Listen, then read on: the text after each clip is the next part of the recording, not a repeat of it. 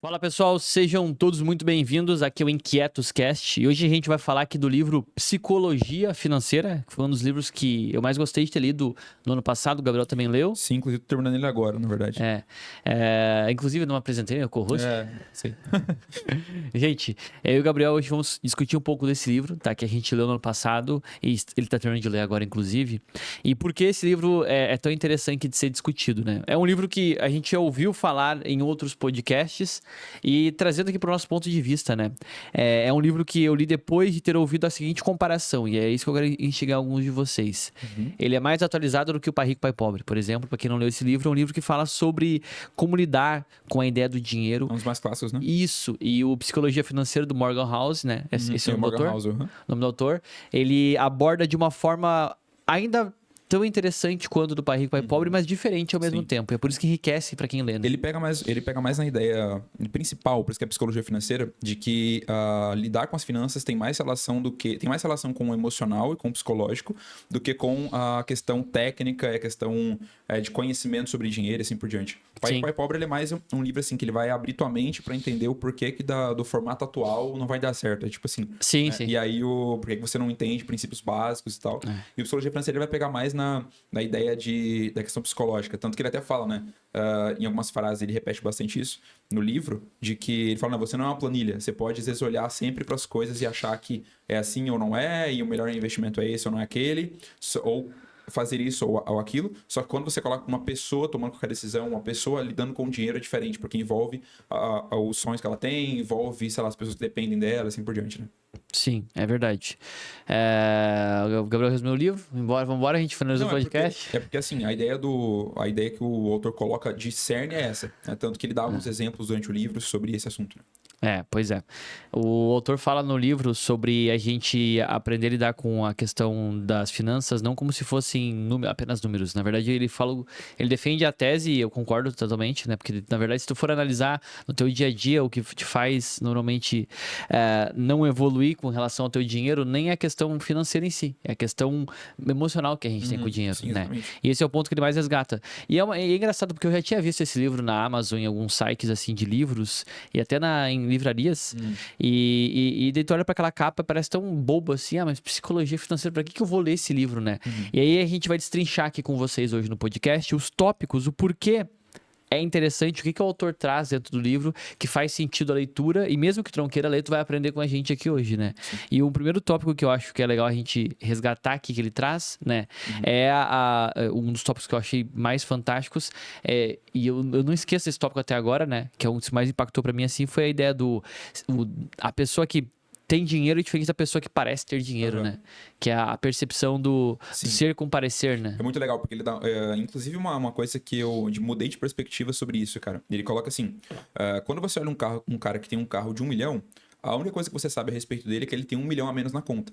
Então, a gente tem a percepção sempre de olhar para uma pessoa, por exemplo, com um bem material e acreditar que ela é muito rica por conta disso. Só que aí no livro, ele dá exemplo de um cara que ele fala, nesse assunto que tu comentou, ele fala de um cara que chamava Roger, ele era manobrista, né? O Morgan House, por um tempo da vida dele. E aí ele fala que ele via alguns caras que paravam na frente do hotel, tipo com Ferrari, com Lamborghini, com alguns carros assim. E ele falava que ele olhava pra esses caras e achava bacana. E tinha um cara lá, que era um tal de Roger, que ele vinha com uma Porsche, e esse cara parou de vir com esse carro um dia. E ele começou a chegar com um carro simples. E aí ele perguntou pro cara, falou, cara, mas por que você chegou... O que aconteceu, né? Tipo, com uma dúvida. O cara falou assim, eu não consegui continuar pagando, e aí tomaram o meu carro. E agora eu tô vindo com esse carro mais simples. E aí ele olhava e falava, cara, olha a percepção que eu tinha a respeito dele. Porque ele tinha um carro de R$1 milhão, eu acreditava que ele era muito rico. Só que na verdade não era. E ele fala assim, e por Los Angeles existem vários Rogers, né? Existem várias pessoas que têm uma percepção de ter muita riqueza, só porque elas talvez mostram com status e tal. Só que isso não procede quando você olha para aquilo que você não pode ver, né? Inclusive ele coloca um dos pontos de riqueza as coisas que você não consegue ver. Sim, sim. E é interessante que o autor ele foi manobrista de carros mesmo de luxo. E é bem engraçado porque eu acho que na primeira pessoa famosa que eu ouço história ou que eu leio história, que passa por isso, que foi manobrista de carros de luxo em Los Angeles. E eu acho que deve existir várias pessoas, talvez no futuro, que a gente vai encontrar por aí na história da humanidade, que foram manobristas de carros de luxo em Los Angeles. Não sei por que motivos, mas imagino que tenha sido pelo fato de morar em Los Angeles, conseguir um emprego lá, né? E é interessante porque daí quando por ele ter tido essa experiência, ele conseguiu ver de uma outra forma as pessoas que a gente enxerga na rua com carrões ou que a gente sabe que tem mansões, né? E isso é bem interessante a gente parar pra pensar nisso. Essa semana não, foi umas 2 ou 3 semanas quando o nosso editor foi lá em casa, o Simon, né? E aí ele tem um carro, a gente sabe qual é o carro dele, é um carro conversível um pouco mais, é um modelo mais antigo de carro, mas é um carro conversível que não é tão inacessível, deve custar entre 50 e 60 mil usado hoje, que é o que ele tem, né? E aí ele foi lá em casa com outro carro. Ele foi com uma BMW. E aí eu lembro... E é engraçado, né? Pô, eu moro numa casa legal hoje. A gente tá num outro estilo de vida. E aí eu olhei o carro dele na rua, assim. E antes mesmo de... Mesmo sabendo que o cara é nosso seguidor, ou seja, ele presta serviço pra nós. A primeira coisa que eu pensei, ué, o Simon ficou rico? Por quê? Porque eu olhei pro carro que ele tava. Daí eu perguntei, ô Simon, esse carro dele não é do meu sogro? É do meu sogro. Sim. E aí, tipo assim, antes de perguntar pra ele, eu fiquei supondo que ele tinha ganhado mais dinheiro, entendeu? Então, essa associação que a gente faz entre o bem material e a riqueza, e o cara mostra no livro, o Morgan mostra muito no livro isso, ela é irracional. E é interessante que tu entenda isso, é interessante que tu coloques na tua cabeça, porque sempre quando tu vê alguém na internet mostrando demais dinheiro, mostrando demais, dinheiro não, bens materiais, físicos, essa pessoa, ela tem a conta menos rica do que tinha antes de ter os bens. Cara, e é legal porque quando tu lê esse tópico do livro, tu começa a entender essa ideia, tu olha pra todas as pessoas que estão ao seu redor, inclusive o mercado digital, que é um mercado que vive muito de aparência. Então, tipo assim, o cara, ele começa a ganhar grana, daí ele compra um carro. Inclusive, eu soube de um caso assim, né, de um cara de uma BMW X6, daí eu olhei e falei, cara, é um carro caro, né, um carro de 900 e poucos mil reais. Só que depois eu olhei e eu falei, beleza, aparentemente legal. Só que daí, lendo essa parte do livro, eu compreendi isso. Depois eu descobri que a pessoa comprou esse carro de uma forma um pouco diferente. Tipo assim, ela nem tinha o dinheiro pra comprar o carro e tal. Eu falei, cara, olha que louco, como que a gente olha para as aparências e a gente acredita que uma pessoa é muito rica só por conta de uma aparência. Sim. E aí, inclusive, ele mostra no livro que, como manobrista, né, ele sempre olhava pros carros e ele não respeitava o dono do carro. Ele só achava o carro legal. Então ele fala, se você quer ser respeitado por alguma coisa, não pense em comprar um carro ou mostrar isso de forma material para que as pessoas te respeitem. Porque ninguém tá nem aí para você. O pessoal que olha para você e olha um bem material e te respeita por isso, só respeita o bem material. Só acha legal o carro, só acha legal o seu status. E não exatamente você. Né? Inclusive tem um tópico Sim, do livro já ele explica isso bastante. Que ele fala sobre a questão de fortuna ser aquilo que você não vê. Né? E aí ele dá exemplos de alguns homens e tal, né? Faz todo sentido, né? Porque às vezes a gente acha que o carro torna a pessoa mais rica. Na verdade, o objeto de consumo é o carro, não a pessoa. Exatamente. Então a pessoa não tá nem pra quem tá no carro. A pessoa quer ter aquele carro, entendeu? Só o carro. É isso. Mas realmente a transferência de, digamos assim, autoridade financeira que a pessoa tem quando tem uma casa ou um carro, ela impacta. Eu percebo como isso impacta, sabe? Eu digo porque eu até brinco com a minha esposa, né? Com a Raiza. Quando alguém vai lá em casa prestar um serviço, quando a gente liga pra pessoa, daí a gente diz, a gente mora em tal bairro, que é Jurerê, aqui em Florianópolis, né? A gente sabe que o preço vai ser diferente. Porque não vai ser mais o preço do serviço, vai ser mais alto. A gente sabe que a entrega não vai ser mais o preço, vai ser mais alta. Por quê? Porque é Jurerê, porque é um bairro, tipo, já classe média alta, aquela coisa toda, né? Tanto que ele começa o livro falando de um personagem, né? Já conectando com isso. Que é um faxineiro, né? Que quando ele morre, tipo, ele deixa uma fortuna eu de vi 8 essa história milhões, bizarra, né? Tipo, 8 milhões de Ele dólares. Fala, seja como fulano, né? Que é o faxineiro, né? Exatamente, uma coisa assim. E aí o pessoal falou, cara, não é possível. Tipo assim, o que ele fez na vida, né? Tipo, que tipo de empresa que ele teve e tal. E aí os caras olham e falam, ele não fez nada. Ele só foi um faxineiro pela vida toda e ele investiu esse dinheiro. Eu acho que a primeira grande lição, assim, que pelo menos eu extraí do livro é essa. Não é pareça, né? Mas cuidado com aquilo que você parece. Aquilo que você parece é o que tira dinheiro da sua conta, né? Então, eu tenho respeitado mais isso até hoje em dia, justamente por ter mais grana, eu comecei a respeitar ainda mais isso. E dá vontade, às vezes, de pegar e dinheiro e comprar um carrão, uma coisa assim. Mas eu sempre me seguro e eu lembro do conselho do Morgan House. Então, só por esse tópico, galera, só por esse tópico já valeria muito a pena ler o livro. Só por esse já pagaria total o investimento da leitura, enfim. Vale muito a pena só por esse tópico. Mas também tem outros tópicos legais, que é o caso desse faxineiro que ele falou, e ele explica muito da questão de como investir uma coisa meio que tediosa, né? Como uma coisa assim que depende da pessoa colocar dinheiro e não ficar emocionado com o dinheiro, exatamente. Né? Não se emocionar. Exatamente, por isso que eu comecei falando a respeito de não ser uma planilha e tal. Porque ele dá exemplo do Warren Buffett, né? Que é o maior investidor da atualidade, assim, de bolsa de valores CPF, assim, e ele fala que 81 né, de bilhões da fortuna do Warren Buffett veio depois dele ter 60 anos. Cara, ele conta a história, ele conta a inclusive, história. ele compara com aquele outro cara, que eu esqueci o nome do cara. Que um deu certo, outro não deu. Não, então, ele tem, nem só esse, tem a comparação que ele faz do Warren Buffett, que tá... Quantos anos o Warren Buffett tá na bolsa? Cara, eu não sei, mas eu acho que é uns 60, né? Mais 60 anos, eu diria. Cara, é uma coisa assim, que ele tá na bolsa, tá, gente? O Warren Buffett, ele deve ter uns 70. Vida, não, Ele deve ter uns 70 e poucos. Eu sei que ele começou a investir com 10 anos. Essa história é bizarra, mas é real, né? Sim. E, enfim, o Warren Buffett é um velhinho, tipo assim, 70 anos de vida, sei lá quantos anos ele tem. Mais ele tem, e ele investe na bolsa desde os 10 anos. E ele criou uma empresa de investimento que é a Berkshire, acho que é o nome. Berkshire. Uma coisa assim. E essa empresa de investimento que ele tem com outro sócio dele, que é o principal, tem outros sócios também, eles têm investido há anos e anos e anos, décadas, na verdade, e eles tornaram uma grande referência no mercado mundial de investimentos. Sim. Tanto que sempre quando qualquer um fala de investimentos, em qualquer livro que a gente lê, acaba citando o Warren Buffett, por que o Warren Buffett é considerado tão forte. Porque basicamente ele consegue ter uma rentabilidade a longo prazo que ganha de qualquer... Não é que ganha, mas que é a mais consolidada em relação a várias outras empresas de investimentos e empresas que trabalham gerindo fundos de investimento, ou seja, fundos de investimento. Sim. E aí ele solta um caso de um cara que eu acho que é de 2015 ou 12. Que o cara teve uma rentabilidade, sei lá, 3 vezes maior que o Warren Buffett. Sim. Só que daí ele explica que o cara começou a ter essa rentabilidade em 2000 muito recente. Depois de Warren Buffett. Muito recente. E daí ele explica, esse cara, tipo, foi descomunal a rentabilidade dele. Se eu não me engano, parece que ele morre. O cara morreu. Uma coisa assim, o cara morreu. Eu não lembro se ele morreu, mas eu lembro que teve teve um problema.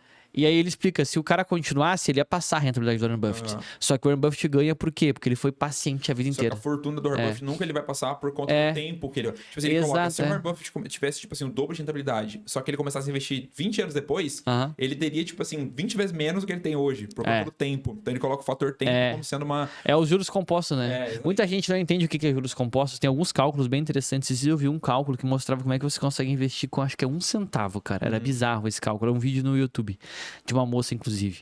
E ela mostrava que tu investe 1 centavo, acho que hoje, acho que 1 centavo amanhã, e tu multiplica isso, dá 2 centavos, e depois tu multiplica 1 por... Enfim, ela vai fazer umas multiplicações assim, e ela chega assim num juros compostos que eu acho que em 30 dias ou 60 tem um valor descomunal, sabe?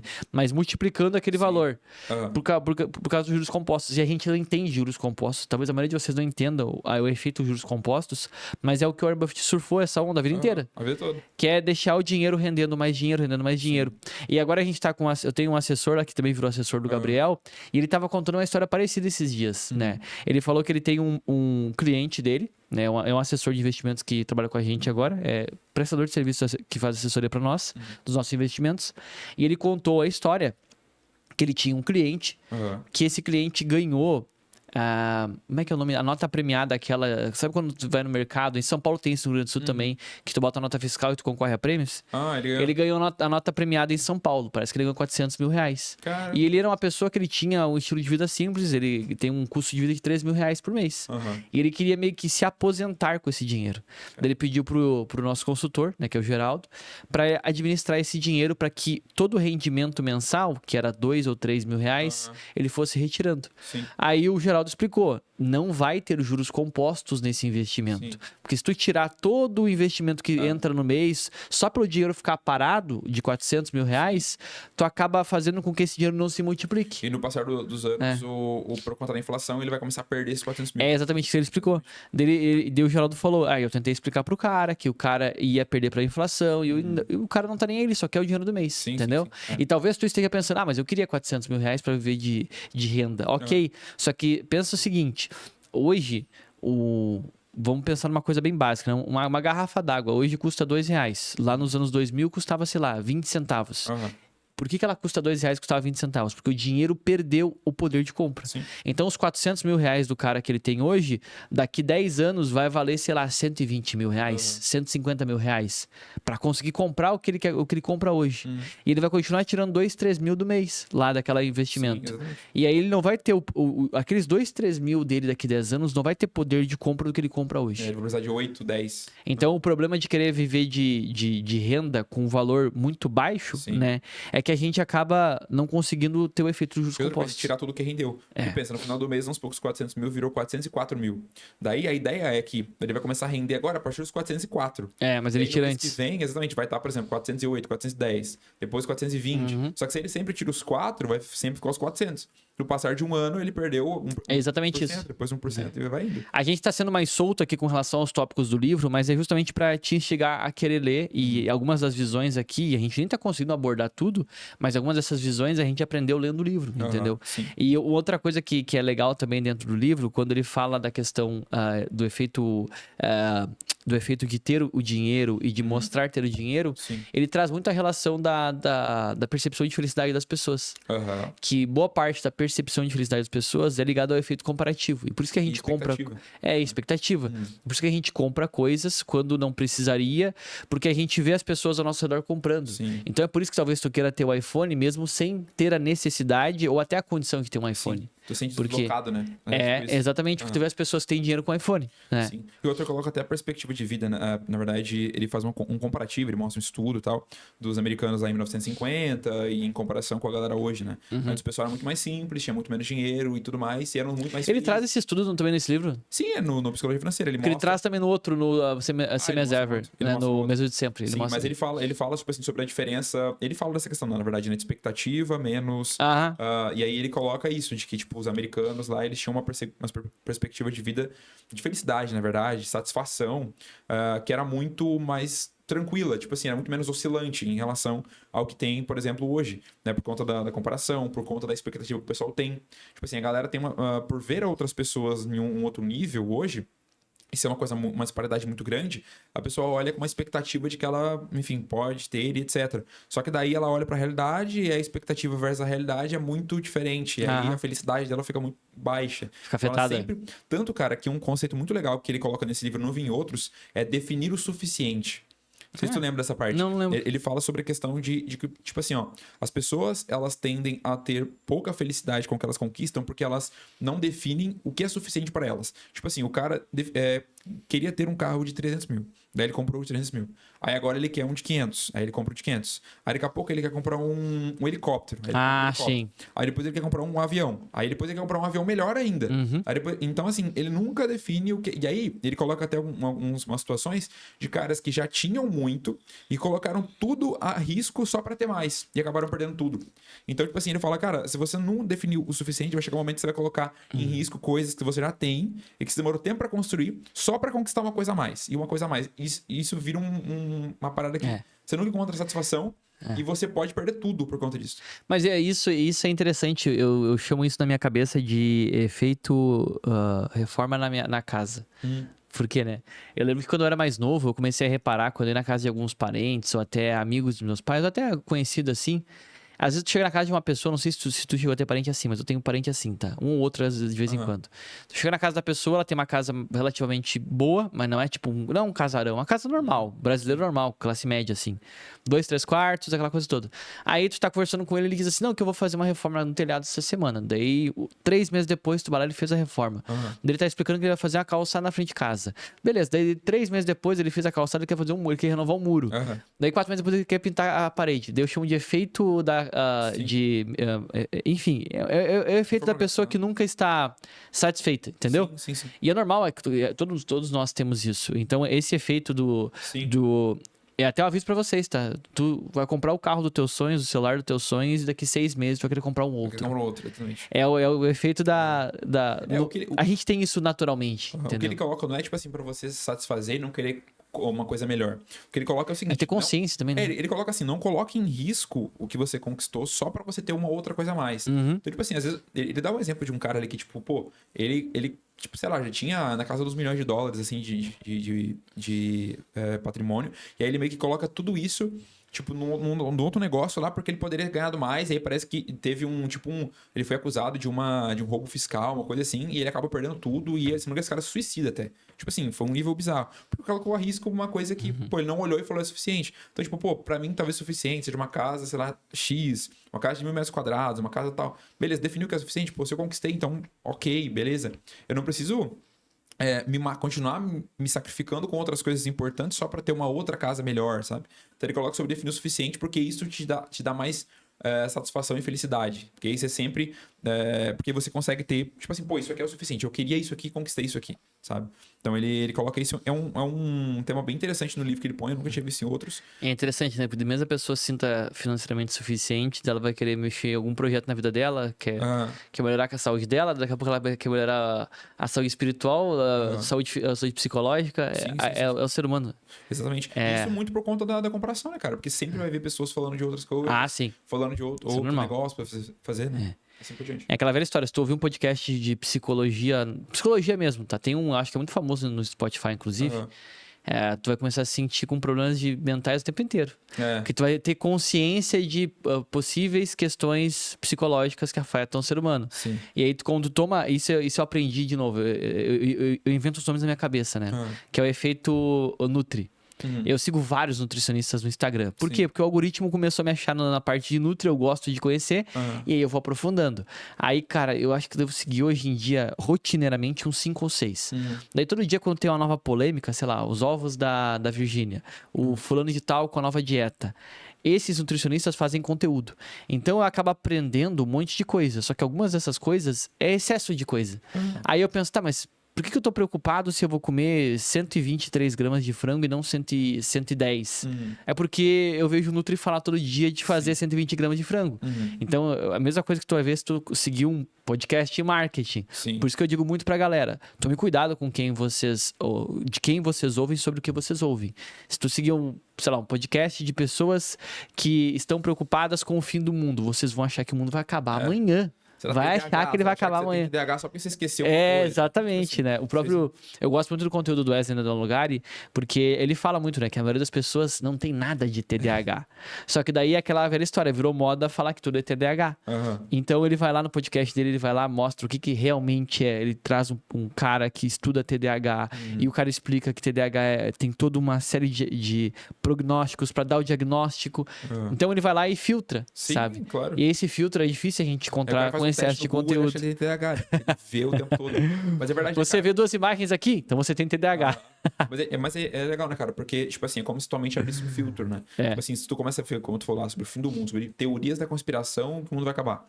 Daí tu começa a ver um monte de coisa aleatória, porque tua cabeça, ela meio que abre o filtro pra isso. Sim. Tipo assim, a gente tá, por exemplo, eu e Lara, né? A gente tá, tipo, em 30 dias sem açúcar. Isso é para nós. E aí, tipo, você percebe que você vai em alguns lugares, você nem repara que tem um lugar ali, tipo assim, uma sorveteria. Porque você, tipo assim, como se o filtro tivesse fechado. Por você não estar olhando para aquilo e nem pensando naquilo, vamos dizer assim, tu não consegue olhar para aquilo o tempo todo. Porque tu não tá prestando atenção nisso. Agora, se eu começasse a ver, por exemplo, um monte de coisa disso o tempo todo na internet, eu iria olhar para tudo quanto é lugar e ver açúcar, entendeu? Então, realmente, esse filtro que se abre, assim, na tua cabeça, é tipo você quer comprar um carro, né? Você quer comprar um HRV, tu vê o HRV em tudo que é lugar. A mulher ficar grávida, ela vê grávida em tudo que é lugar, né? Porque abre um filtro de percepção. Uma dúvida sobre o filtro, sobre ficar 30 dias sem açúcar. A barrinha de proteína tem açúcar? Não, a barra de proteína não tem açúcar. Mas tem gosto doce. É, sim. Só que não... Eu falo açúcar tipo refinado. Açúcar que, assim, em questão de estudos, inflama o teu organismo, esse tipo de coisa, sabe? Tá. Mas não é... Por exemplo, açúcar tem... A fruta, por exemplo, tem gosto doce. Só que vai ter frutose, não vai ter, tipo, açúcar refinado, entendeu? Tipo, não vai ter um doce que... Sei lá, um doce natural, vamos dizer assim. Só que, voltando à questão do livro, cara, ele começa com esse assunto, na verdade, que é falando sobre a questão do risco e sorte. Né? E isso é uma parada um pouco polêmica para hoje em dia, porque a gente sempre tem o contexto de que, tipo, a sorte é uma coisa que não existe. Tipo assim, quanto mais eu trabalho, mais sorte eu tenho. Isso é uma parada real. Só que daí ele coloca alguns exemplos de sorte e você faz muito sentido. De que, tipo assim, todo mundo que alcança determinada coisa e determinado nível de ser bem-sucedido, ou não também, acontece por fatos que acontecem na vida. Né? Ele dá o exemplo do Bill Gates, do Paul Allen lá, que são sócios da Microsoft, que tem até o Kent lá, né, que era um outro sócio. O caso do amigo morre. do Bill Gates de infância, cara. Esse caso é muito bizarro. Ele morreu escalando e tal, né? Essa parte me marcou bastante no livro. O que acontece, gente? O Bill Gates, quando ele estava começando a estudar sobre computadores, isso o autor explica, isso é muito legal, estatísticas que ele explica, porque ele mostra em termos de números, mas de uma forma bem simples de tu entender, por que às vezes a questão sorte, ela faz muito mais sentido na nossa vida do que a gente imagina, mas isso não quer dizer que não dependa da gente, tá? Ele explica lá que nos anos 60 e 70, né, o governo americano começou a liberar em algumas escolas dos Estados Unidos computadores. Só que na época, computador, tipo assim, era uma sala dessas com um trambolho gigante que resolvia uns cálculos matemáticos. Não era o que é hoje em dia que tu tem na palma do celular no computador. Não. E aí, o que aconteceu? O Bill Gates, ele tinha um amigo dele, que era super aplicado igual ele, né? Eu acho que o que depois virou sócio dele entrou depois, né? Sim, normalmente o Allen, eles se conectam na escola, depois que ele tá na escola. Tipo, pelo que eu vi, o Kent, que era o amigo de infância dele, tipo, infância mesmo. Antes de ter acesso às coisas. Já tava com ele, né? Tipo isso, já tava e esse amigo de infância dele tava, tipo assim, super focado com ele na parte de aprender computação. Os dois, tipo, eles eram aqueles nerdão mesmo, que tipo assim, cara, acabava a hora da escola, eles iam pro computador da escola. Ninguém queria saber daquele negócio, eles iam lá ver o negócio, que eles gostavam daquele negócio. E aí, esse amigo dele foi fazer férias, foi pras férias de inverno lá nos Estados Unidos e foi esquiar, né? Sim. E ele não voltou. Ele foi escalar, foi fazer montanhismo. Assim. Não, ele foi esquiar, cara. Foi esquiar. Ele não voltou. Por que ele não voltou? Porque ele morreu, tá? Isso enfim. Sim. Mas não é um spoiler, que é uma história antiga já. E aí a parte bizarra dessa história é que o autor ele começa a desenhar o quanto o fato de o cara ter morrido provavelmente influenciou no fato de o cara não ter sido um multibilionário junto com o Bill Gates e com o outro sócio. Sim. Porque o próprio Bill Gates fala que esse amigo dele foi fundamental para que ele gostasse do que ele faz. E o próprio Bill Gates fala que esse cara provavelmente estaria com ele até hoje. Sim. Né? E na questão de estatísticas, né? Esse cara, se não me engano, o autor ele coloca, tipo assim, que na época tipo assim, 1 em 1 milhão pra você conseguir estar Exato, na escola. E ele explica essa questão. O quanto era raro ter acesso ao computador. Sim. Então, e ele explica isso, que só existiu um Bill Gates porque só existiu uma pessoa nas condições do Bill Gates. Exatamente. E ele também fala do próprio Warren Buffett. Ele nasceu em Seattle, né? Que era uma escola, que era a escola dele, que eles estavam com o Paul Allen lá, que era o Lakeside School, se não me engano, que ficava só em Seattle. Ou seja, se ele tivesse nascido, sei lá, na Califórnia ou outro lugar, talvez ele não teria acesso a computador. Ele nasceu num lugar que, tipo, que tinha, né?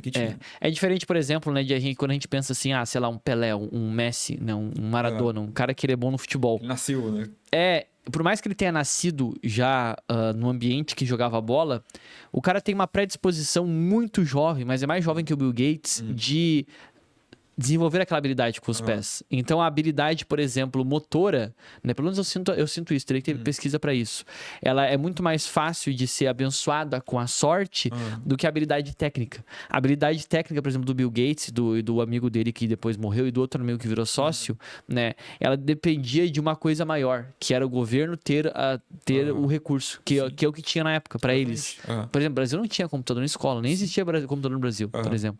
Então, é legal a gente ter isso em mente, porque às vezes a gente olha para uma situação e pensa, eu não consigo por isso ou por aquilo. Existe sim o fator da autorresponsabilidade, né, de colocar o quanto eu consigo fazer e do quanto o ambiente que eu tô, e aí entra várias questões, o dinheiro, a situação financeira, a cultura que eu vivo, influencia.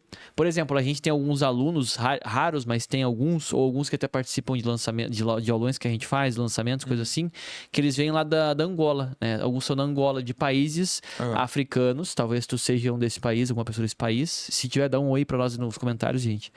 E essas pessoas, às vezes, eu vi hoje mesmo um cara dando depoimento para um outro cara que eu sigo, né? Eles têm uma questão financeira muito difícil. Tipo assim, o salário mínimo lá é R$100 do nosso salário. O cara falou hoje que eu tava vendo ele explicar sobre isso. É R$100 do nosso salário. Então, eles têm um custo de vida que, embora seja mais baixo, mas também eles têm um nível de desenvolvimento financeiro muito, muito mais baixo. Então, eles já saem atrasados em relação a nós.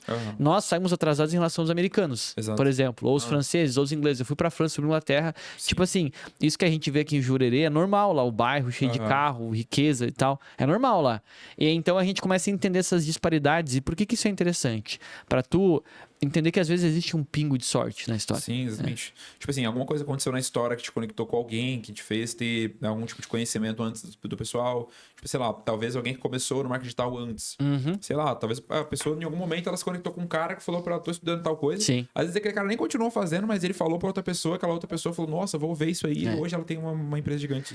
Tem um fator que é interessante, né? Uma vez eu comecei no digital em 2020, né? Lá eu comecei bem na época que estourou a pandemia. E aí Teve um argumento que eu vi uma vez de um seguidor lá no meu... Um seguidor não, inscrito no canal do YouTube. Inclusive, gente, quem não tá inscrito aqui no podcast, já se inscreva agora. Aproveite de se inscrever agora. E dar aquele curtir ajuda demais a gente. E também compartilhar com alguém que gosta de ouvir sobre livros, sobre psicologia financeira, sobre desenvolvimento, sobre marketing, que eu falo no outro canal, que é o Thiago Bueira.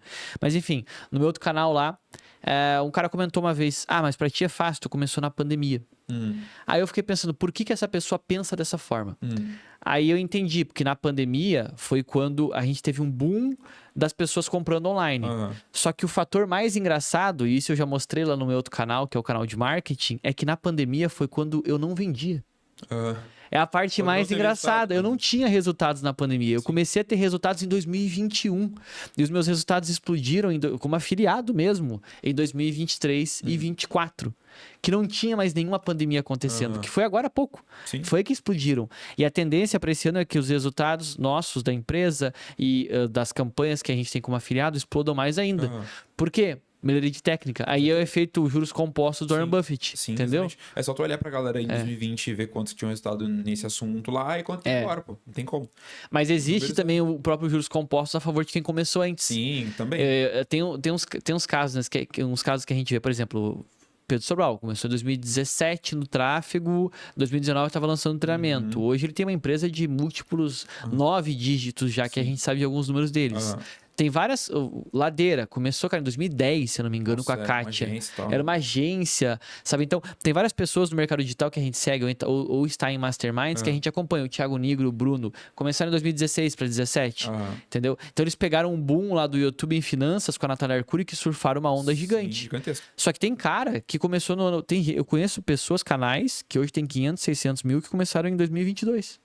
De finanças, 600 mil inscritos. E cresceu igual. Cresceu.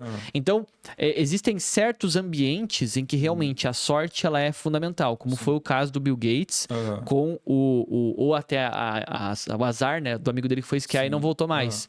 E o outro que ficou sócio dele. Só que a internet hoje em dia, pelo menos para nós brasileiros, mesmo para nossa classe econômica ou para nossa situação econômica atual, ainda é um lugar que a oportunidade meio que iguala muita gente. Sim, democratiza óbvio, muito isso, né? Não existe democracia 100%, não tem como. Sim. A pessoa que nasce em berço de ouro, ela vai ter mais recursos que uma pessoa que mora na favela. A gente sabe disso. Mas se tu tem acesso à internet, tu já tá 90% próximo de quem também tem acesso à internet, mas tem mais dinheiro que tu. Por quê? Porque vocês dois têm uma coisa que acaba tornando... Ou nós dois temos uma coisa que acaba tornando a gente igual, que é o tempo. E aí é outro gancho que ele fala. Exatamente, né? E é um dos principais. É um dos principais princípios que ele fala, que é o maior fator de riqueza ou sucesso, na visão dele, baseado na ideia de finanças hoje, é o tempo. Sim. Que ele fala que o rico mesmo, a pessoa que ele considera rico ou que ele vê como rico e que ele considera rico, é aquela pessoa que tem tempo sobrando ou tempo de escolha, que ela pode fazer o que ela quer, né? Por isso que, por exemplo, um executivo de uma multinacional que trabalha 24 horas por dia, 7 dias por semana, o nosso ritmo de trabalho hoje, né, que é super agenda bem ali estruturadinha, bem, várias coisas que a gente faz, não é considerado tanta riqueza. Sim. Porque a gente acaba, não só por depender, mas sim por criar vários projetos, a gente acaba tendo que sempre lidar muito com o fator tempo. Eu tava até reclamando pra ti antes, cara, a gente tem que organizar melhor o podcast, fazer isso, fazer aquilo. Por quê? Porque o fator tempo, ele se torna escasso. E quando o tempo é escasso para uma pessoa, essa pessoa talvez não seja tão rica quanto ela se considere. E eu acho legal, porque é o único ativo que nós temos, é o único ativo que tu tem na tua vida que não retorna. Mais escasso. Tu não consegue aumentar, tu consegue prolongar o teu tempo de vida, mas tu não consegue comprar 10 anos de vida. Sim. Cara, tem uma frase sobre esse assunto que eu já falei umas vezes, né? Que ele fala que se você olha o Rolex no seu pulso pra ver a hora que você tem que voltar do almoço, você não é rico como você pensa. E é verdade, cara, essa questão de tempo. Eu percebo que existem fases e momentos também, né? Tipo assim, às vezes o cara tá olhando o podcast agora e ele fala, nossa, mas é verdade, né? Eu tenho aqui, tem que ter mais tempo, porque isso é riqueza. Só que às vezes tá num momento que você tá expandindo, crescendo. E para expandir e crescer não tem como. Você vai ter que desequilibrar com o seu tempo. Só que chega um momento, cara, que você tem que entender que a liberdade não é você falar sim para as coisas, é você falar não. Eu digo no sentido assim, é você poder falar não. Liberdade é tipo assim, se eu não quiser me envolver com tal coisa, eu falo, não quero ir. Por quê? Porque eu tenho liberdade para fazer isso. Eu não dependo de nada. Eu não preciso, tipo assim, nossa, se eu não for lá, eu não vou ganhar dinheiro. Por exemplo, o cara trabalhou a semana toda. Daí, chegou no sábado, a gente chamou ele pra fazer um outro trabalho, que a gente chama de bico lá no interior de São Paulo. Chamou pra fazer um bico no sábado. Daí o cara fala, pô, mas eu tenho que ir, né? Porque eu preciso de dinheiro pra complementar aqui e pagar as contas. Isso, por exemplo, pô, ele não consegue falar não, porque ele precisa ir. Ele depende de ganhar dinheiro, por exemplo, para pagar as contas e etc. Agora, quando você chega no momento em que você pode falar não para algumas coisas por conta de não precisar ativamente daquilo, é aí que você começa a entender que você realmente tem uma riqueza que ela ultrapassa a questão financeira. Que é a Sim. questão do... Sim. E é muito relativo, né? Porque uma coisa é a gente aprender a dizer não, né? E eu até falo pra galera, por exemplo, que me segue lá no canal de marketing, que existem várias estratégias e várias formas de se fazer dinheiro online. E dizer não para essas estratégias é uma forma de focar em uma única estratégia e fazer até conseguir. Isso é uma alternativa que é muito válida. O problema é que quando a gente começa a desenvolver a ideia de que eu preciso dizer não para tudo, às vezes a gente também vai dispensar uma boa oportunidade. Só que ao mesmo tempo, vai ter um momento da tua vida que tu precisa dizer sim. Principalmente para oportunidades que não vão aparecer duas vezes, né? A gente está nesse momento. Para algumas coisas a gente diz sim, porque são oportunidades, e para outras a gente já consegue dizer não, isso aqui não faz sentido agora, isso aqui não tem porquê, porque daí entra a questão do foco, né? Cara, e é legal, tu ia concluir? Não, pode falar. É legal porque ele mostra até um estudo sobre esse assunto, né? Sobre a questão do tempo. Ele fala que os caras pegaram, assim, tipo, alguns grandes homens em relação a finanças, né? Tipo assim, os homens multimilionários, tentaram entender um padrão deles, tipo assim, do que os levava a ser felizes. Tipo assim, em relação à definição de felicidade para a grande maioria do pessoal que era multimilionário. Foi basicamente esse o estudo. E eles entenderam muito padrão. Só que eles conseguiram ver que a grande maioria deles atribuía a questão de felicidade e satisfação com o fato de ter tempo. Com o fato de conseguir ter tempo para as coisas. Exatamente. Então, tipo, aí ele percebeu um padrão. Ele falou, cara, realmente, a galera, o pessoal que mais tem dinheiro, percebe-se que é um padrão neles que o tempo, para eles, a concepção de ter tempo é muito mais valiosa do que qualquer outra coisa relacionada a dinheiro. Tanto, cara, que se você for ver, o pessoal faz uns vídeos no YouTube, né? De entrevistando idosos e perguntando o que eles se arrependem. E aí você vê que a grande maioria, tipo assim, cara, ninguém fala assim, nossa, me arrependo de ter trabalhado mais e ter ganhado mais dinheiro. Nossa, me arrependo de não ter acumulado mais grana. Não, até os caras que são muito ricos, eles falam, olha, sei lá, me arrependo de não ter viajado mais com a minha família. Me arrependo de não ter passado mais tempo com meus filhos. Me arrependo de não ter... É isso, cara. Sempre arrependimento ligado ao tempo, ao momento que passou com pessoas importantes e tal. Sempre Mas assim. é interessante a gente refletir sobre isso, né? Porque... querendo ou não, a gente despreza. E eu acho que foi nesse livro, um livro que eu li recentemente, tô lendo alguns outros agora. E não é um que eu tô lendo recentemente, que é Seek Wisdom, o nome do livro. É um inglês, eu não encontro esse livro em português, tá, gente? É bem difícil de encontrar ele. E tanto que eu comprei internacional esse livro aí. E ele fala, o autor fala, o quanto a gente se sente como se... embora a gente saiba que pode morrer, embora a gente saiba que um dia a gente vai morrer, a gente lida com o tempo e com a vida como se a gente fosse imortal. Por isso que a gente sempre empurra pra depois. Ah, não, depois eu vou na festa com os amigos. Depois eu vou... E daí a gente pensa, nossa, em época de foco, eu não vou sair com ninguém, não vou falar com ninguém, vou entrar no modo caverna. Ok. Só que daí depois, cara, tu vai sentir um pouco de remorso por não ter tido mais tempo com teus pais, por exemplo. Com a tua família. Sim. Por isso que eu respeito isso muito na minha família. Embora às vezes eu esteja de saco cheio de ver a minha família, porque eu tô, sei lá, eles ficaram lá em casa 2 semanas. 2 semanas. E eu amo os meus parentes, eu amo demais eles. Só que tem horas que tu enjoa, tu só quer, sei lá, eu quero subir pro quarto e ficar num canto sozinho. Sim. E só que daí eu sempre respeito esse sentimento, porque eu sei que um dia, e a origem da vida faz com que os nossos pais sempre vão acabar indo antes da gente. Isso é natural, é assim que o mundo funciona, né? Eu sei que um dia eu vou sentir falta deles. Então eu sempre penso nisso. Ok, ao invés de eu ficar aqui, eu vou lá dar atenção pra eles. Eu vou falar com eles, eu vou fazer isso aqui. Porque isso é um tempo que não vai voltar. Não vai. Inclusive, uma coisa que eu percebi assim, quando você começa a ganhar dinheiro, você começa a ter a percepção de que às vezes, sei lá, seus familiares vão te considerar. E consideram, tá? Consideram, tu sabe disso, que às vezes consideram no sentido de, tipo assim, pô, fulano tá bem, fulano, e etc. Só que uma coisa que eu percebi, cara, os seus pais não estão nem um pouco preocupados com o seu dinheiro. Tipo assim, eles estão preocupados com o tempo que eles passam com você, eles estão preocupados com o quanto de atenção que ele vai ter de ti. Por exemplo, os meus pais, eu tô longe deles. Sim. Tipo, eu deixei, faz 1 ano e 1 mês, mais ou menos, mais disso, inclusive, que eu saí no interior de São Paulo. E eu tô longe dos meus pais. E eu percebo que quando eu tô junto com eles, por mais que, beleza, posso prover um monte de coisa, financeiramente falando, só que você olha e fala, cara, tudo isso aqui não vai valer de nada se quando eu tô aqui, por exemplo, eu não fico o máximo de tempo mais próximo deles. Eu não fico próximo, eu não converso com eles. Porque pra eles é isso que importa, cara. Tipo assim, seu pai, sua mãe, se você tivesse bem ou não financeiramente, você continua sendo filho deles. E eles continuarem te amando e te considerando. Então, eu percebo isso, né? Que já que a gente percebe que o tempo é tão valioso assim, e é mais ainda demonstração de riqueza do que dinheiro, Então, pô, então eu vou aproveitar o máximo possível com as pessoas que eu considero que são importantes, enfim, que me honraram e etc, né? Porque a gente começa às vezes a cair na falsa sensação de pensar que, tipo, o dinheiro, ele te faz considerável de alguma forma, quando na verdade o que te faz realmente ser respeitado e considerado são princípios e valores.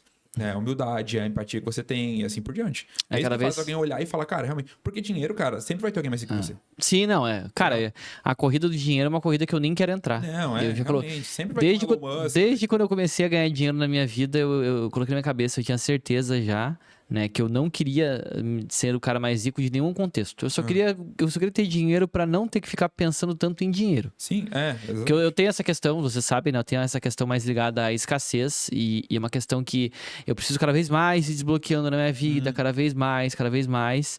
E eu tive muito isso quando eu era mais novo, né? Principalmente que eu era a pessoa, já contei isso aqui provavelmente pra galera no podcast, mas eu era o cara que contava moedas mesmo, de verdade. Eu só não contava fisicamente, mas eu contava na cabeça. Tanto que eu sou bom de cálculo até hoje, porque desde quando eu era pequeno, eu sabia que se eu entrava num lugar pra comprar algo, tinha que ser X, eu ia levar X e ia voltar X. Sempre foi assim. Então, quando eu lido com o dinheiro, cada vez mais eu penso em acumular para que ele seja um mecanismo para facilitar outras coisas. Sim. Só para isso. E, só para isso. Eu percebo, cara, que hoje, na minha opinião, a definição de liberdade financeira não tem relação só com eu ter, sei lá, juros rendendo para eu pagar a minha vida. Mas tem mais relação com eu não me preocupar com o dinheiro. Assim, eu não ter me preocupar, como tu disse, né? Tipo assim, eu queria ter dinheiro pra não me preocupar. E realmente, eu vejo que, cara, você ter dinheiro pra não se preocupar com o dinheiro, tipo assim, meu Deus, será que no final do mês eu vou conseguir pagar as contas?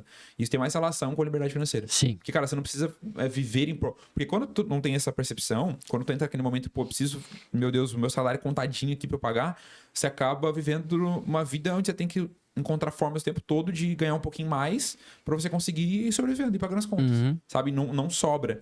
Então, levar esses conselhos, inclusive, ele bate muito forte, novamente, na ideia de guardar dinheiro, né? É uma coisa muito simples. Ele até fala isso, né? Ele fala, é tão simples que o pessoal, às vezes, desconsidera isso e não vê sentido. Ele fala assim, as pessoas precisam guardar dinheiro só para um objetivo. Então, o cara quer trocar de carro daqui a um ano, aí ele vai guardar dinheiro para trocar de carro. Ele quer mudar para uma outra casa, aí ele vai guardar dinheiro para mudar de casa. Só que ele fala, olha, você deveria guardar dinheiro mesmo não ter nenhum motivo pra isso. Porque isso te dá muito mais paz, cara. Te dá muito mais tranquilidade na vida pra você não precisar ficar se preocupando com o dinheiro. E você ter paz mental. Porque ele fala, né? Às vezes o cara vai olhar e fala, não, mas eu consigo fazer isso e aquilo. Só que quando você olha pra sua família, você fala, pô, se eu tomar uma decisão errada, todos eles vão sofrer. Daí ele fala, não é uma planilha que toma uma decisão, é uma pessoa com emoções. Então, quando você guarda dinheiro, acumula dinheiro no sentido de pra ter tranquilidade, você não precisa se preocupar tanto com isso, né? Isso não vira um motivo da tua vida, né? De você trabalhar pra conseguir ter. E tem até um ponto que tu destacou ali, que é a questão de os seus filhos não querem que você seja... Não querem o seu dinheiro, eles querem o seu tempo. Querem tempo com você, na verdade. Sim. Né? E normalmente a gente passa pela fase de ter filhos na época que a gente tá na nossa maior maturidade profissional, que é na fase dos 30 aos 50 anos. Normalmente homens, né? Dos 20 aos 50 anos, por exemplo. O homem, por exemplo, assim. Mulher também é assim, é muito parecido. E é nessa época que a gente costuma mais se dedicar ao trabalho. Por isso que é maturidade profissional. E é nessa época que o filho mais vai estar próximo de ti se tiver um filho. Tanto que... É sua criança, né, cara? Entendeu? Então, o ponto aqui que eu acho que vale refletir também é isso. Se tu talvez tenha hoje um trabalho que consome muito o teu tempo fora de casa, muito a tua vida fora de casa, longe da família, e tu não se sente feliz com isso, aí é um ponto de provocação mesmo. Talvez seja a hora de realmente buscar algo diferente. Exato, né? cara. Eu lembro, olha que louco, né? Tem algumas coisas que psicologicamente são mais marcantes, a gente não esquece. Eu lembro que isso faz uns 4 anos que eu tava na CLT ainda. E eu lembro que eu tava almoçando, assim, tinha um cara do trabalho, ele chamava Matson, inclusive. E aí ele tava conversando com uma outra pessoa, assim, uma outra colaboradora da empresa, e ele falou assim, realmente, a gente tem filho pros outros criar. E ele falou isso porque, tipo assim, eles estavam comentando que, cara, o trabalho consome 100%, não consigo fazer nada da vida. E eu tenho que deixar, sei lá, com a minha mãe pra ela cuidar. Tenho que deixar... E ele fala, a gente faz filho pro outro. Eu falei, caramba, mano, eu não quero isso pra minha vida. Tipo assim, foi aquilo que deu um estralo. Eu falei, não foi só isso, né? Teve vários episódios ali que aconteceram que eu dei um estralo. Só que eu pensei, olha que louco. Tipo assim, o cara cria, na percepção dele, ele cria pro outro, ele faz pro outro criar porque ele não consegue ter tempo nenhum, velho. Tipo assim, o tempo todo ele tá dedicado aqui, chega no final de semana ele quer sumir pra algum lugar pra ficar livre de tudo. Porque na segunda-feira ele vai voltar de novo, tudo que ele não gosta. Então, realmente, cara, e você vê que... Por que eu falei com a sua criança, né? Porque Cara, você vai ter, tipo assim, teu filho criança, sei lá, 4 anos ali, tipo, do 1 aos 4, depois você vai ter, né, na verdade, bebê, né? Depois você vai ter a criança ali até os 7 anos, o cara passa num estralo, né? Os É. pais mesmos falam, né? Tipo, nossa, cresceu rápido demais. Agora que a gente tá em ambientes ali de pessoas com mais dinheiro, né? A gente costuma ver com mais frequência, ali em Jurerê mesmo, a gente costuma ver com mais frequência babá, né? Tipo assim, e era uma coisa, assim, Rede de apoio, né? da realidade que eu vim, babá era coisa de filme. Era literalmente coisa de filme ou novela. Era coisa de filme. Eu nunca tinha visto uma babá. Eu nunca tinha visto uma babá. Daí a gente veio morar em Jurerê. Eu comecei a ver na rua, às vezes, uma moça com uma roupa visivelmente de babá, igual as de novela ou filme, com um carrinho. Daí eu pensei, a criança loira, a moça pele mais escura, sabe? Aquela coisa Sim, bem clichê do brasileiro. Daí eu pensei, uma babá, entendeu? Aí eu comecei a ir para ambientes e viagens, lugares diferentes. Aí a gente foi para um resort agora no final do ano do Mastermind. E aquele resort tinha muita família. E algumas famílias trouxeram a babá para cuidar da criança. Daí eu fiquei pensando, né? Os pais trouxeram a babá para que eles tenham a qualidade de vida de conseguir curtir o resort também. Mas só que eu fiquei pensando, a memória da criança vai ser com a babá, não vai ser com os pais. Exatamente, cara. E eu pensei, isso é um pouco bizarro, porque os pais que levam a babá pra viagem junto com o filho, principalmente viagem assim de família, eles estão criando uma memória do filho com a babá, não com eles. Entendeu? Exatamente. Por isso tem que ter uma linha tênue, né? Tipo assim, a rede de apoio é importante, até porque tu falou, né? Maturidade profissional, tá trabalhando muito, às vezes, na época que tu tá tendo filho. Então você vai ter que ter uma rede de apoio. Talvez, sei lá, uma enfermeira nos primeiros meses, uma babá pra ajudar. Só que, cara, se você permitir que, né? Isso está dizendo pra mim que você não tem, tipo, riqueza alguma, porque você não consegue ter tempo com uma criança, cara, que, tipo, ela vai ter pouco tempo, daqui a pouco ela já vai estar grande. Você vai olhar pra ela, ela já vai estar com 10 anos de idade. Você vai falar, caramba, velho, vai estar com 8 anos de idade, 7 anos, tá correndo pela casa.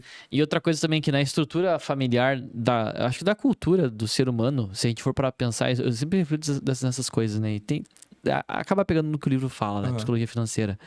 Na cultura do ser humano, o pai sempre vai ser mais ausente. Porque o pai, até quando, sei lá, quando o ser humano morava nas cavernas, ou seja, como for que descrevam as épocas antigas, né? A mãe tinha um filho e ela era a protetora do filho. O pai tinha que caçar, o pai tinha que sair para caçar, o pai tinha que resolver os problemas da tribo, ou seja, como se organizavam. E isso durante os séculos e décadas, milênios, foi evoluindo assim. Ou seja, o homem sempre teve que ser o responsável pela família, mas não estar tão próximo dos filhos. Então, nessa relação, o homem sempre foi menos próximo, e hoje em dia, com o mercado de trabalho, normalmente a mulher acaba, às vezes, se ausentando do trabalho, acaba ficando alguns anos sem trabalhar para cuidar da criança, para ter essa relação, e o pai continua trabalhando. Sim. Então, é uma linha que tende a criar essa separação natural, né? Principalmente do pai com o filho durante os primeiros anos de vida. Meu pai, por exemplo, foi caminhoneiro por uns 20 anos, assim, né? E eu lembro que... Só que, cara, mesmo assim, meu pai conseguiu ser muito presente, porque ele ficava um tempo fora, mas quando ele chegava, ele era, tipo, 100% presente comigo. E por isso que eu tenho, tipo, boas memórias com meu pai. Senão, se meu pai não tivesse essa consciência também, cara, eu provavelmente também teria feridas em relação a isso. Eu tive um pouco de sorte nesse ponto, porque meu pai, ele montou uma oficina em casa, uma oficina de carro. O tempo todo, né? Sabe, é uma oficina de garagem mesmo, gente. Na casa que a gente morava lá na Coab, ele botou uma oficinazinha na garagem de casa, que a gente, era bem garagemzinha mesmo, acho que era menor que essa peça aqui, era bem pequenininha a peça. E aí, ele trabalhava em casa, então eu ficava o dia inteiro com ele. E isso foi bom, porque daí eu sempre tinha uma relação muito próxima com ele. A minha mãe que ia trabalhar fora, porque ela tinha um trabalho fora, primeiro no salão de beleza fora, depois montou em casa até. Então eu tinha uma relação muito próxima com ele. Por causa da questão de ele trabalhar em casa. Então, eu acabei trabalhando com ele, enfim, fazendo tudo com ele ali. Tive essa relação muito próxima. Mas eu sei que não é a realidade da maioria das pessoas. Os meus colegas do ensino médio, por exemplo, os pais trabalhavam fora, era engenheiro, fazia isso, fazia aquilo, fazia outra coisa, sabe? Cara, um outro ponto que eu acho muito relevante a gente destacar no livro é que ele coloca assim, ele coloca muito sobre a questão de você ser a gente tá até conversando no carro, né? De você não ser um otimista a ponto de, tipo assim, de acreditar que todas as coisas que aconteceram antes te beneficiaram, elas vão continuar te beneficiando sempre o tempo todo. Né? Então, eu até coloquei ali por um exemplo do Moritz lá, né? Que é o cara do dono da Sequoia Capital, um dos donos e tal. E aí o pessoal perguntaram pra ele a respeito de por que no mercado dele várias empresas tinham falido, e, né, tipo, em 5, 10 anos, e por que ele há 40 anos, a empresa de 40 anos, continuava a dar lucro crescer. Aí ele falou, eu nunca pensei sobre isso, mas eu acho que a gente sempre teve medo de falir. Né? Então, tipo assim, eles olhavam para o que beneficiou talvez no passado, tipo assim, pô, nos últimos 5 anos a gente conseguiu lucrar e faturar muito bem por causa de tal coisa, sei lá, sei lá, a taxa de juros estava alta, o país estava beneficiando. Só que entender que, olha, nem sempre vai ser assim, nem sempre tudo vai remar a favor. Vão acontecer coisas contrárias, a gente está preparado ou não. Ele até dá alguns exemplos do Buffett, ele fala assim, nenhuma empresa pode, a nossa empresa não pode operar sem ter margem, sem ter, tipo, margens para erros, porque, tipo, cara, pode dar tudo errado. Então ele fala sobre você ser, tipo assim, vamos dizer assim, um otimista consciente, um cara que não fica olhando para tudo e não, vai dar tudo certo, só que não fica, vamos dizer, com o pé atrás, sabe? Igual o guarda-costa do Messi, sabe? Desconfiado com tudo, assim, tudo fica olhando para um lado, o cara vai colocar a mão de atiro, tipo assim, sabe? Tem os rios do guarda-costa. Quem nunca viu, a gente veja uma hora... É muito bom, cara. Da série Cultura Inútil, que é útil e engraçado olhar. Pesquisem lá, guarda-costa do Messi. O cara é doido. O Messi tá saindo do campo, vem alguém abraçar o Messi e o cara sai correndo. O cara sai do outro lado do campo e ele vem correndo aqui pra pagar. E ele tá de chuteira, correr no campo. Ele, sabe, o cara se prepara pra ser guarda-costa. Enfim, voltando à questão aqui, tô falando um ponto bem legal aí, né? Que é a questão da não ser sempre otimista, né?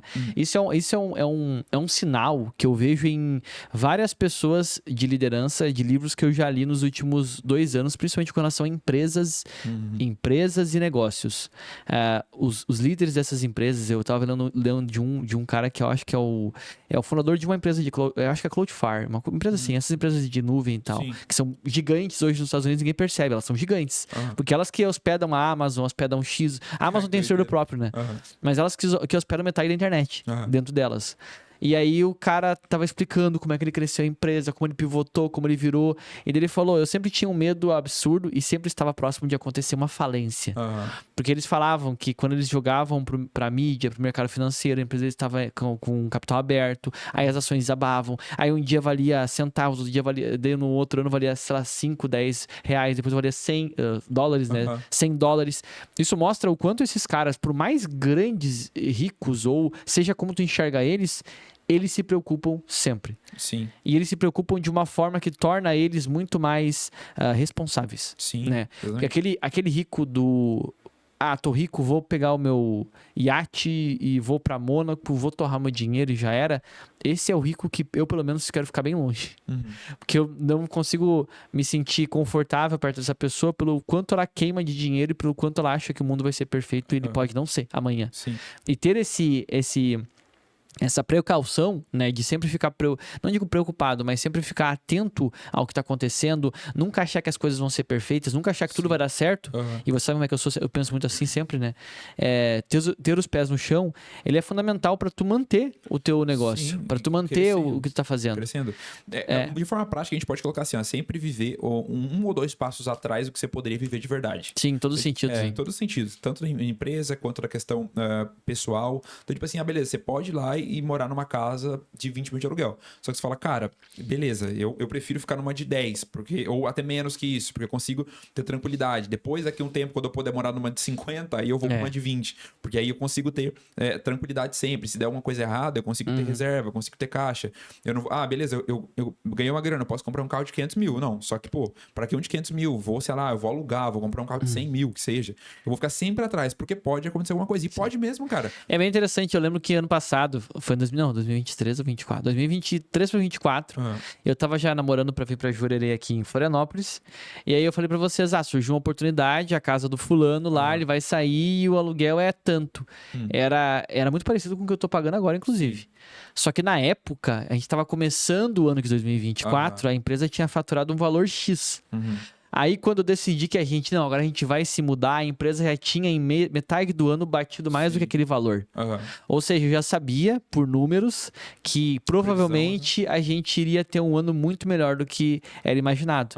Então, tinha uma justificativa para eu então dar esse passo. Né? Tanto que eu fui lá, peguei a casa, agora já tô querendo pegar a maior, ou não digo maior, mas uma um pouco melhor, e eu sei que o aluguel vai ser mais alto. Só que em relação ao que tá entrando de dinheiro no caixa da empresa e consequentemente que eu consigo retirar ali para pessoa física, né? Eu como pessoa e tu também, tá muito melhor de entrar nesse negócio agora. Exatamente, cara, exatamente. Só que daí você faz uma coisa consciente, né? O que eu vejo? Você nunca pode ficar caro demais pro teu negócio ou pra vida que você quer ter. Então, se você começa a ficar caro demais muito rápido, então, tipo assim, o cara começou a faturar bem, o cara começou a deslanchar mais financeiramente falando, daí ele começa a ficar caro demais, ele vai pra uma casa muito cara, o custo de vida dele vai lá pra, sei lá, era 5 mil custo de vida, vai pra 20, 25. Cara, pra ele manter isso, ele vai ter que sempre, sabe, ficar naquele desespero. E ele não consegue ter sobra pra crescer mais, pra depois tomar um passo consciente, sabe? Então, e aí essa na questão de status. Quando tá preocupado demais com status, em provar alguma coisa pra alguém, você começa a querer se antecipar nisso, em comprar isso, comprar aquilo. Só que só pra provar pra alguém. Tipo, você não tá fazendo aquilo de forma consciente e de forma calculada, sabe? Tipo assim, estou fazendo porque eu posso fazer. Mas aí ele comenta isso, ele fala, cara, não seja otimista a ponto de não olhar pras possibilidades e de não dar certo também. Então sempre tenha margem para erros, porque eles vão acontecer. A gente viu isso na pandemia, cara. Sim. Tipo assim, empresas que não tinham, por exemplo, margem para ficar 1 ou 2 anos de caixa, sem faturar nada, faliram. Não, mas tem muita empresa que opera assim no Brasil. É muito negócio, sabe? Exatamente. Eu sempre digo, eu até brinco às vezes com a galera, né, ali na empresa, né, com vocês, que eu separo os empreendedores de 2 formas. Tem o empreendedor Nutella e o raiz. Na minha visão, todo empreendedor do digital que trabalha com infoconhecimento ou até software também, tá? Vou colocar nesse jogo. Agora eu vou provocar uma galera aqui. Eu chamo de Nutella. Eu considero que a gente é empreendedor Nutella. Porque a gente não tem que pagar aluguel de um galpão, aluguel de uma loja. A gente não tem que pagar todo mundo CLT o tempo inteiro. A gente não tem que lidar com um cliente que entra na loja e fica 1 hora e fica sugando. A gente até tem que lidar com uma pessoa assim lá no WhatsApp, no comercial. Mas tem forma de lidar com essa pessoa mais rápida ali. Numa loja física não tem. Aquele cliente que vai lá, compra... Pô, eu fico pensando às vezes nessas lojas de eletrodomésticos, né? O cara vai lá, compra uma torradeira. Aí ele bota em casa a torradeira, botou na tensão errada e queimou. Aí ele volta na loja. Aí ele fica 1 hora entre falar com o vendedor, com o gerente, com o cara pra fazer a avaliação e no fim todo mundo explica pra ele que ele tem que ir lá na assistência técnica mais próxima pra fazer. E às vezes é um senhorzinho de 50 anos que não sabe fazer o negócio. Então... tem todo um custo operacional para ter uma empresa física que eu chamo, esse cara é raiz, né? Tanto que a gente entrou em masterminds esse ano agora aí, o primeiro mastermind que a gente entrou de empresas de raiz, assim, os empresários raiz. Por quê? Eu disse, gente, esse é um mastermind bem caro que a gente entrou. E eu falei pra vocês, né? Quero entrar nesse mastermind porque é o mastermind de empresa mais raiz. Eu quero ver como é que funciona uma empresa raiz. Como é que eles pensam, como é que eles lidam com isso, pra gente aprender alguma coisa. Porque eu vejo lá os caras de algumas empresas aqui no digital, não vou dizer qual o nicho pra não entregar a empresa, mas são empresas assim que, nós temos cultura, tem escritório, e tem isso, tem aquilo. Pô, mas o cara vende infoproduto igual a nós, ou ele vende treinamento, curso, ele vende alguma coisa que é online, que a entrega é online, que ele pode mexer o ticket, enfim, como a gente conhece o negócio, a gente sabe como é que funciona. Sim. Tem uma série de vantagens no online que o físico não tem, entendeu? Tu não consegue montar uma padaria hoje e escalar 10 vezes mais. Se tiver naquela cidade 100 mil pessoas, a tua escala é aquelas pessoas próximas. E elas estão próximas ainda, né? E aí, pra tu escalar, tem que fazer uma outra padaria, tem que montar um modelo de negócio que seja replicável, tem que fazer tudo um estudo, e a margem não vai ser alta. Estoque, perda. Na internet, tu acertou um modelo de negócio, nem tô falando de treinamento, nem de infoproduto. Tu acertou uma ferramenta que seja, qualquer ferramenta, tu explode. Não é à toa que hoje as empresas que mais valem dinheiro lá no mercado americano, com exceção da Apple e do coisa assim, são empresas, é a Meta, é o Google, esqueci o nome da empresa agora, Alpha alguma coisa. Eu não lembro também. Enfim, é a do Google, essas empresas. Daí tem a Amazon, que é uma empresa física, mas ela roda online. A Amazon, online, ela é online. A Apple é uma empresa que está ligada a algo online. A própria Tesla lá, que é uma empresa de carros, por exemplo, tecnologia, que é uma questão que envolve muita coisa online. Então, todos esses aspectos fazem com que a gente lembre, se possível, esteja no online, tá? Tem muita oportunidade sempre no online. E para quem quer conhecer um pouco mais do que a gente faz, daquilo que eu ensino, que o Gabriel participa no projeto lá também, eu tenho um canal de marketing que é o Thiago Boeira, tá? Thiago Boeira aqui no YouTube. Além disso, para quem quer construir um site próprio, para quem quer começar a fazer um negócio aqui na internet, ter um site é fundamental. A gente tem a indicação da Hostinger, que é uma empresa parceira, ajuda aqui no canal, ajuda a manter o InquietusCast, e a gente tem um cupom de desconto aqui embaixo na descrição, que é o Thiago Boeira. Tu pode usar, tu ganha um desconto, caso tu queira assinar, né, o plano da Hostinger ali, um plano para ter uma hospedagem onde tu pode colocar teu site, tu pode colocar uma série de coisas aqui na internet. É o teu negócio, é a tua lojinha online, o teu galpão é a Hostinger e tem um ótimo benefício caso tu queira assinar. E de qualquer forma, né, caso tu não seja ainda inscrito no canal, já aperta o botãozinho agora. Onde é que o pessoal te encontra, Gabriel? No Instagram, como Gabriel_Mantovan com 2 N's. E TikTok também, da mesma na mesma perspectiva, mas no Instagram é mais interessante. Eu tô lá no canal do YouTube, como Thiago Bueira, como eu já mencionei, aqui no YouTube, né?